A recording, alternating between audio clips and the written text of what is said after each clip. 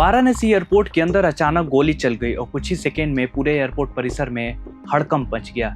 जिस जगह पर यात्रियों की सुरक्षा के लिए कई स्तर की जांच होती है, वही एक यात्री की पिस्टल से गोली चलने की घटना सामने आई है। इस हादसे में 2 महिला एयरपोर्ट कर्मचारी घायल हुई हैं, लेकिन इस घटना की सबसे अहम बात यह है कि शुरुआती जानकारी के मुताबिक ये कोई हमला नहीं था, बल्कि हथियार की जांच के दौरान गलती से गोली चल गई। मामला वाराणसी के लाल बहादुर शास्त्री अंतर्राष्ट्रीय एयरपोर्ट का है। रिपोर्टों के मुताबिक रविवार सुबह एक यात्री आजमगढ़ से वाराणसी एयरपोर्ट पहुंचा था। उसे वाराणसी से मुंबई जाना था। यात्री अपनी पत्नी के साथ यात्रा कर रहा था और उसके पास लाइसेंसी पिस्टल थे।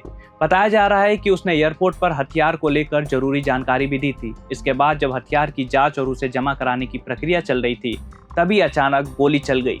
गोली चलने की आवाज सुनते ही एयरपोर्ट पर अफरा तफरी मच गई। सुरक्षा कर्मचारी तुरंत मौके पर पहुंचे और स्थिति को संभाला गया। इस दौरान वहां मौजूद 2 महिला कर्मी घायल हो गए। दोनों को तत्काल इलाज के लिए अस्पताल ले जाया गया है। अब सवाल यह है कि आखिर गोली चली कैसे। प्रारंभिक जानकारी के मुताबिक यात्री की पिस्टल से मैगजीन निकालते समय ट्रिगर दब गया, जिसके कारण एक्सीडेंटल फायरिंग हुई। यानी कि फिलहाल सामने आई जानकारी में इस घटना को जानबूझकर की गई फायरिंग या किसी हमले के तौर पर नहीं देखा जा रहा है। पुलिस और संबंधित सुरक्षा एजेंसियां पूरे घटनाक्रम की जांच कर रही हैं। यहाँ एक महत्वपूर्ण बात यह भी है कि हथियार यात्री के पास छिपा कर नहीं मिला था, बल्कि रिपोर्टों के मुताबिक वह लाइसेंसी हथियार था और यात्रा के दौरान उसे लेकर प्रक्रिया अपनाई जा रही थी। इसलिए इस मामले में जांच का फोकस सिर्फ यात्री पर नहीं, बल्कि ये समझने पर भी होगा कि हथियार को सुरक्षित तरीके से अनलोड और डिपॉजिट करने की प्रक्रिया के दौरान एक्सीडेंटल डिस्चार्ज कैसे हुआ। क्योंकि एयरपोर्ट पर हथियारों को लेकर सुरक्षा नियम बेहद सख्त होते हैं। ऐसे में किसी फायर आर्म की हैंडलिंग के दौरान एक छोटी सी गलती भी गंभीर हादसे में बदल सकती है। इस घटना में भी गनीमत ये रही कि गोली से कोई बड़ा हादसा नहीं हुआ और 2 घायल महिला कर्मचारियों को समय रहते चिकित्सा सहायता मिल गई। अब जांच एजेंसियां ये भी देख रही है कि पिस्टल किस स्थिति में थी, मैगजीन और चैम्बर की स्थिति क्या थी और वीपन हैंडलिंग के दौरान स्टैंडर्ड सेफ्टी प्रोसीजर का पालन हुआ या नहीं। इसके अलावा एयरपोर्ट के सीसीटीवी फुटेज और मौके पर मौजूद लोगों के बयान भी जांच का हिस्सा हो सकते हैं। इस घटना के बाद एयरपोर्ट की सुरक्षा व्यवस्था को लेकर भी चर्चा शुरू हो गई है।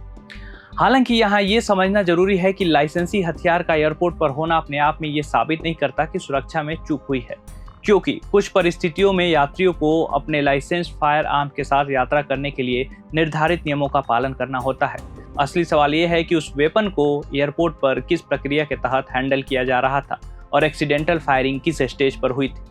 फिलहाल पुलिस मामले की जांच कर रही है और घटना के पीछे की पूरी परिस्थितियों को समझने की कोशिश कर रही है। घायल दोनों महिला कर्मचारियों का इलाज कराया जा रहा है। यानी वाराणसी एयरपोर्ट पर हुई ये घटना किसी आतंकी हमले या जानबूझकर की गई फायरिंग की कहानी नहीं, बल्कि शुरुआती जानकारी के मुताबिक एक एक्सीडेंटल फायरिंग का मामला है। लेकिन एयरपोर्ट जैसे संवेदनशील स्थान पर हथियार से एक्सीडेंटल डिस्चार्ज होना अपने आप में गंभीर सुरक्षा कंसर्न जरूर है।